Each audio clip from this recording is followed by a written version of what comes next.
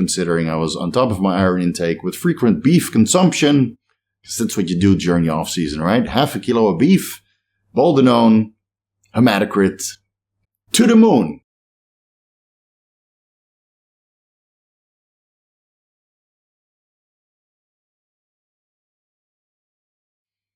Vigorous Steve here. Since you guys like the honesty and transparency so much, we're going to launch a new series about my worst blood work results. Now, a lot of them are going to be pretty old, when I didn't know as much as I know right now, and the information was simply not there. So even though I was doing my due diligence researching, I was also experimenting with things I probably shouldn't be doing, considering the knowledge that I have at the moment. But yeah, it's a learning experience for everybody, and you know, through experimentation, some skewed blood work results occurred. So since I have so much blood work, I'm going to select the worst of it, even though most of it is pretty good, all things considering. It's never going to be perfect on cycle. Even on hormone replacement, it's not going to be perfect. But as of the last couple of years, it's been as good as it should have been, besides the liver enzymes, obviously, which are now under control. So we're going to do a series, one separate subject at a time, discussing the worst blood work that I was able to get myself. Again, it's all self-imposed through experimentation with different kinds of protocols that I read online or heard through the grapevine, anecdotal evidence that sounded very, very interesting. But again, considering what I know now, I probably shouldn't have experimented so much. So in this video, we're going to disclose the complete blood count from, when was it? January 2014, when I was running a gram of test and a gram of Boldenone. I'll overlay the pictures on screen so you guys can see what I looked like at that point in time. I think this was about 1 week or 2 weeks prior to doing blood work. So that's pretty comparable to what I looked like when I did the blood work that we'll discuss. And yeah, I used to rock a beard. I don't think it was a success. So that beard went shortly after, but I did try. I'm sure it will be screen capped and turned into a meme. But that's what I looked like. I think I was about 102 kilos at that time, or 98 kilos. Let's say around 100 kilos. This was clearly during the off season, eating about 5,000 calories, I believe. And again, considering I was eating 5,000 calories, the dose of testosterone and Boldenone was way too high. I probably could have gotten the same results on 500 test and 500 Boldenone. Again, mistakes were made. It's a learning experience. It's not something I do with my clients nowadays. But I did look pretty full, right? So there is a positive aspect to it. But when you look at my complete blood count, it's not so positive. Now, to be fair, I didn't know about drinking a lot of water back then, so I went in slightly dehydrated. So you see that my specific gravity is close to the top of the reference range and the pH is low, indicating a little bit of acidic urine, high protein intake, and not running any astragalus root extract, for example, or other health supplementations which got popularized later on for kidney and liver health. So, slightly dehydrated, my hematocrit ended up at 56.5%. Now, this reference range at St. Louis Hospital, which is, I believe it's a Christian nonprofit private hospital. So it's a private hospital, but it's nonprofit, so the prices are pretty acceptable. And that was the place to go to when you wanted to do full blood work before Bria Labs opened in La Prau, which I heard about a year or two after it opened. So I've been going there for the last couple of years, but in the beginning of my, Thailand arrival, I was going to St. Louis Hospital. And still, the doctors there are very knowledgeable and they have very good packages. So feel free to go there if it's a little bit easier to get to because it's right next to the BTS. And the testing equipment is obviously top notch.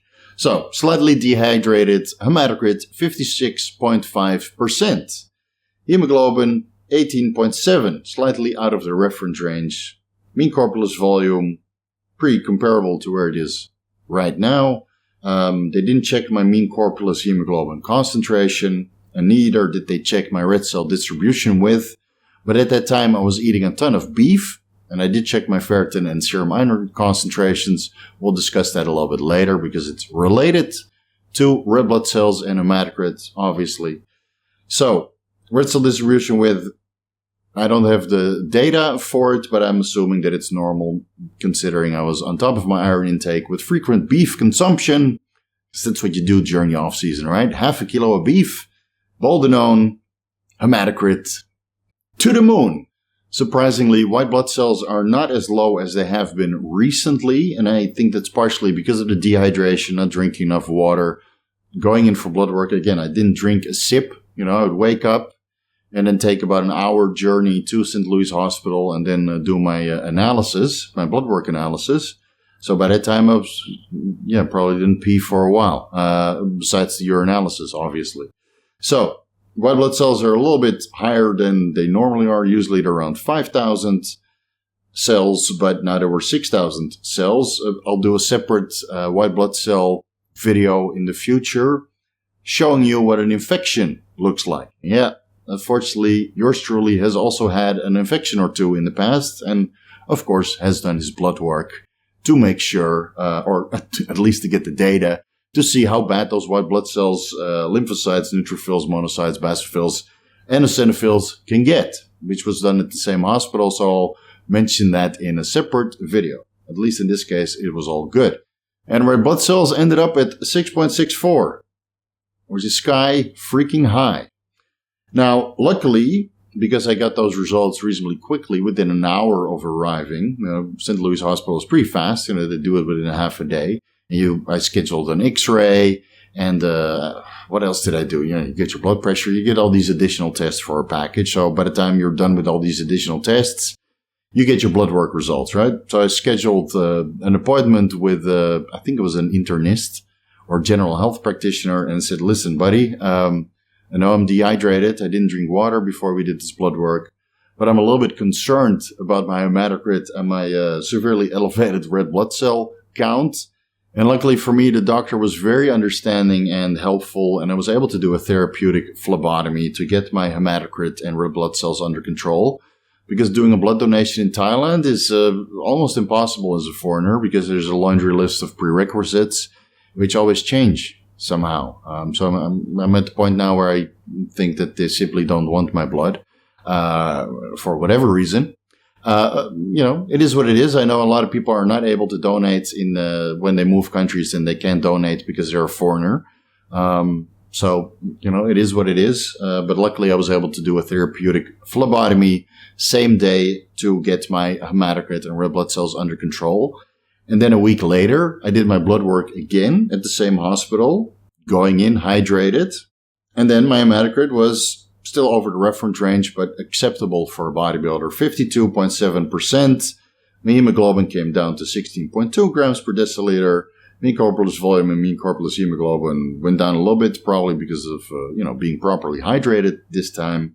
White blood cells came down slightly, and red blood cells came down within the reference range. So I think I donated 400 or 450 milliliters of blood through the therapeutic phlebotomy. So it's not a donation. That blood is disposed of. Again, because the hemoglobin is so high, that's usually the measuring method to see if you're allowed to donate, even though your hemoglobin is high. The other prerequisites don't allow you to donate because you're a foreigner. Too freaking bad, but hey, this guy was very helpful. This doctor was very, very helpful, allowed me to do a therapeutic phlebotomy, and the hematocrit and the red blood cells came to acceptable levels again. A week or so, I think it was a week later, about eight days later.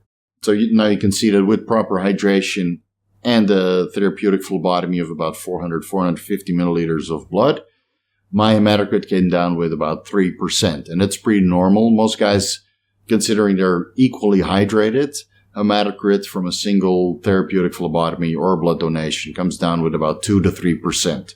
So mine came down a little bit more because I was dehydrated before and properly hydrated afterwards, which also changes your hematocrit, obviously.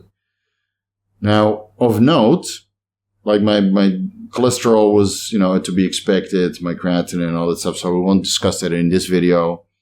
You see that my bilirubin and total bilirubin and direct bilirubin were a little bit on the high side of the reference range. I do want to show you guys that because my hemoglobin was elevated at that time. And of course, hemoglobin metabolizes into bilirubin, and you can expect to have elevated or high bilirubin when your hemoglobin is high. I also checked my serum iron, so you see that it's pretty much at the top of the reference range. Ferritin, somewhere in the middle, almost in the middle of the reference range. So again, I don't think I had an iron deficiency. That's why I'm assuming that my red cell distribution width was normal. And, judging by these ferritin levels, even though my liver enzymes were pretty elevated, around 100 units per liter, considering my ferritin was pretty normal, I don't think I had non-alcoholic fatty liver disease at that time. So I just wanted to mention that. Of course, the C-Reactive protein is 5.57 milligrams per liter, which, I'm not going to lie, I was using underground labs 8 years ago. Now, at the time, I didn't really know what 5.57 milligrams per liter meant, because this is not a high-sensitivity C-reactive protein test. This is a conventional test. I don't believe that St. Louis Hospital offers a high-sensitivity test, but again, it's been a few years since I went there, so this is just a conventional. So it could have been that my high-sensitivity C-reactive protein test would have been 10, maybe 15 milligrams per liter, indicating a lot of cardiovascular disease risk. Now, in this range, what I saw at the time, it should be below 5 for adults. So it's like, okay, it's a little bit elevated, but not that severely elevated. And at that time, I didn't understand that it was the synthetic carrier oils causing tremendous systemic inflammation, elevating my C-reactive protein concentrations. Luckily, I did learn at that time. Now, I believe previously I was running, poor cycle design, obviously. I was running a gram a test. And then I wanted to add a gram of Boldenone a little bit later on top. 200% jump wasn't necessary, but I got good results of a gram a test, so I wanted to see, what a gram of Boldenone on top would do.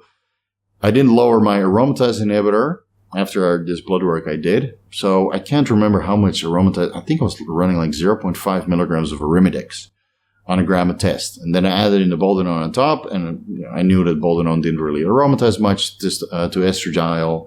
So I kept the Arimidex at 0.5 milligrams per day. And then my Estradiol came down to 17.5 picograms per milliliter. What the hell happened? So after getting these results and understanding that estradiol is related to libido, luckily I did know that 8 years ago. I didn't know about the collagen synthesis and the neuroprotection, so perhaps a little bit of brain damage occurred. Again, we learned the hard way, right? My apologies.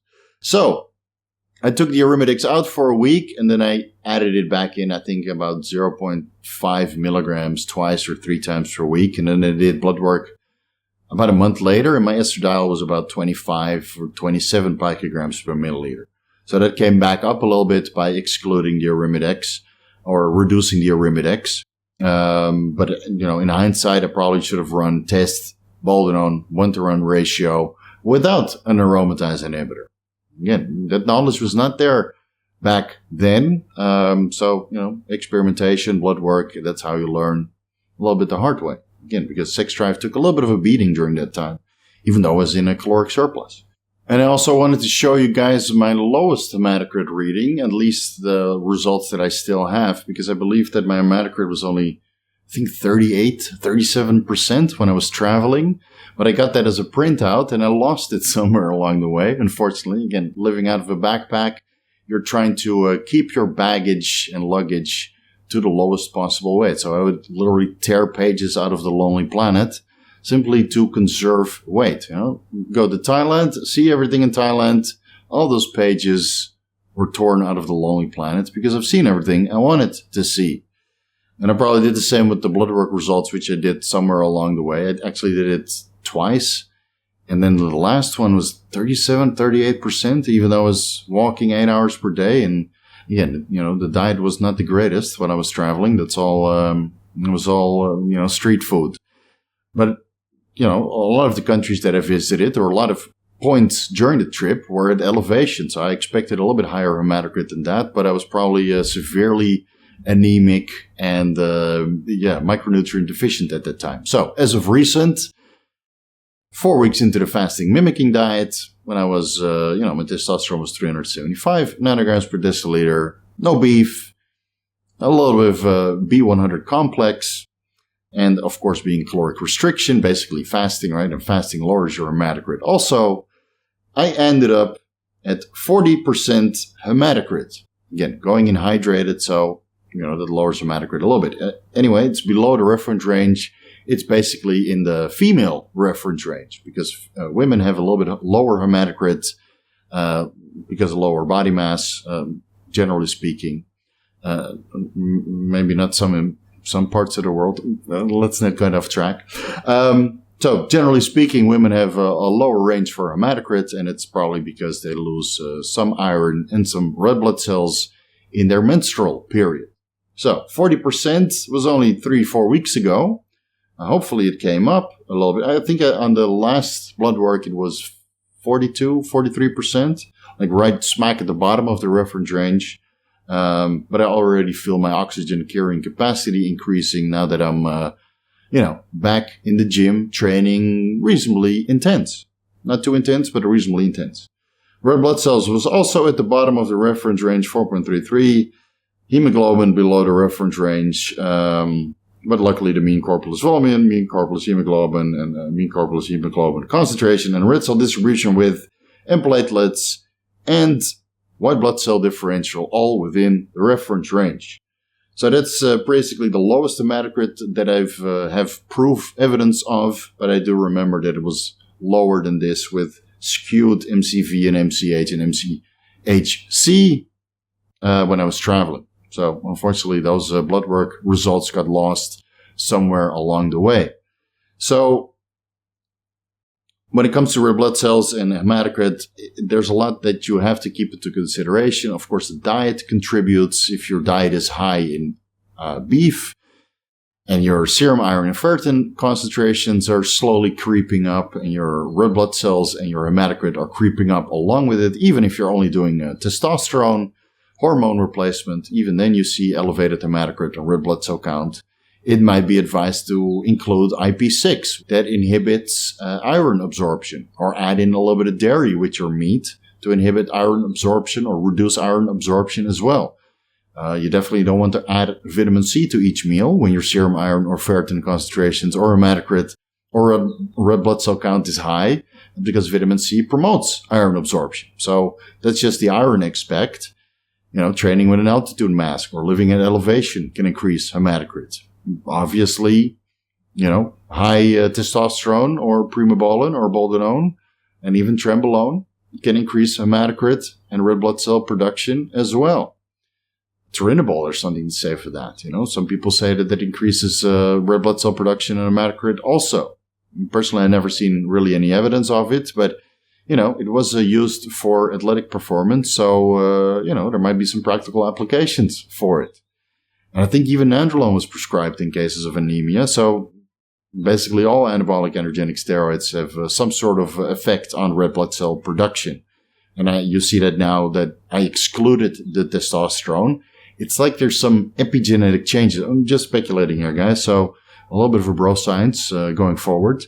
I'm speculating that there's some epigenetic changes when you're on superphysiological doses of testosterone for prolonged periods of time, blasting and cruising, epigenetic changes in the bone marrow, and now the bone marrow is dependent on superphysiological concentrations of testosterone, because I saw it on my blood work, and many of the guys that did a PCT properly, by letting their androgens decline, basically having, clinically insufficient androgen levels, even, during the beginning phases of their post-cycle therapy, and it slowly comes up, depending on the protocol and then how healthy their testicles are.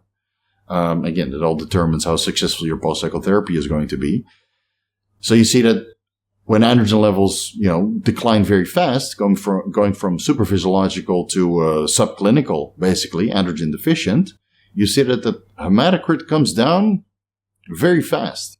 And it's like the bone marrow almost results in some epigenetic changes where red blood cell production really drops below baseline as soon as you take the androgens away.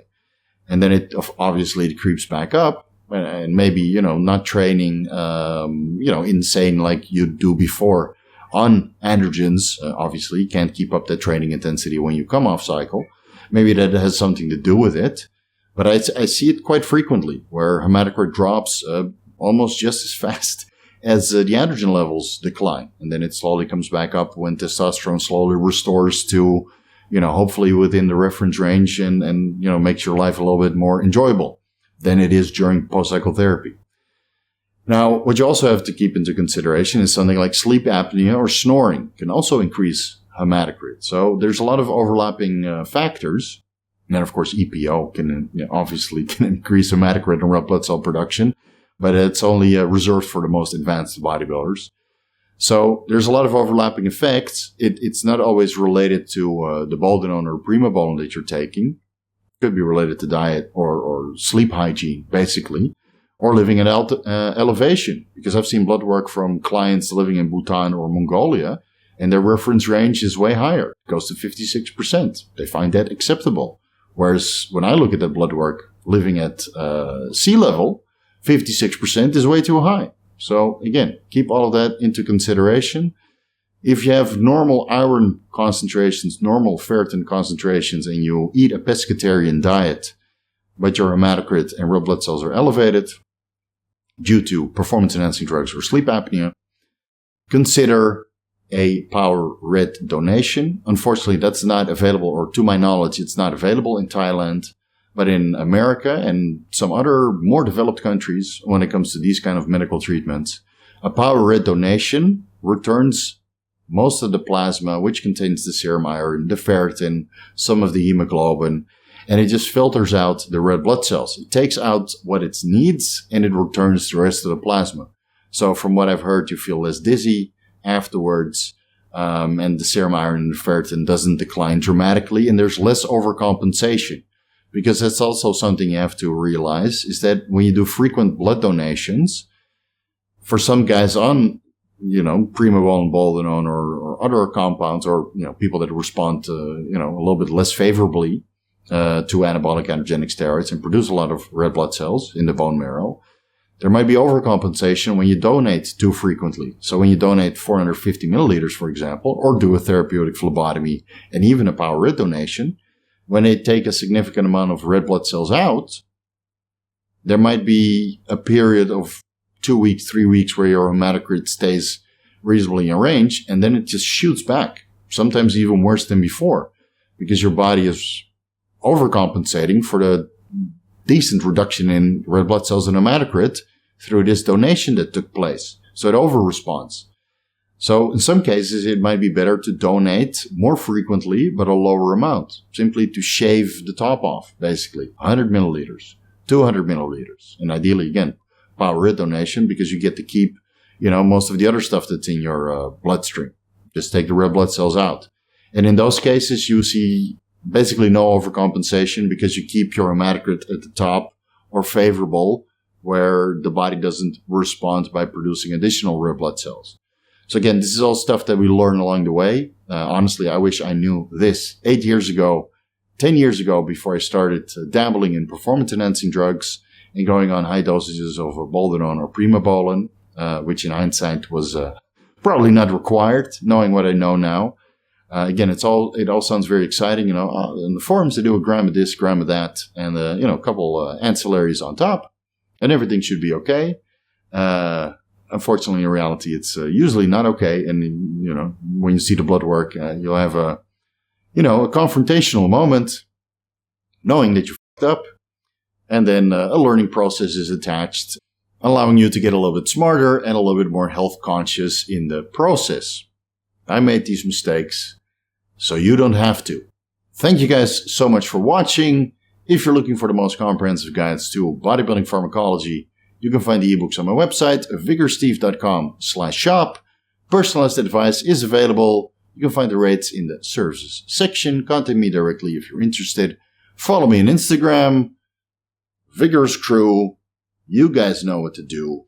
Much love, much appreciated. Thank you so much for watching. And I'll see you guys in the next video, probably with my worst blood work again. It's a learning moment for everybody at my expense of my ego. It is what it is. See you guys in the next one.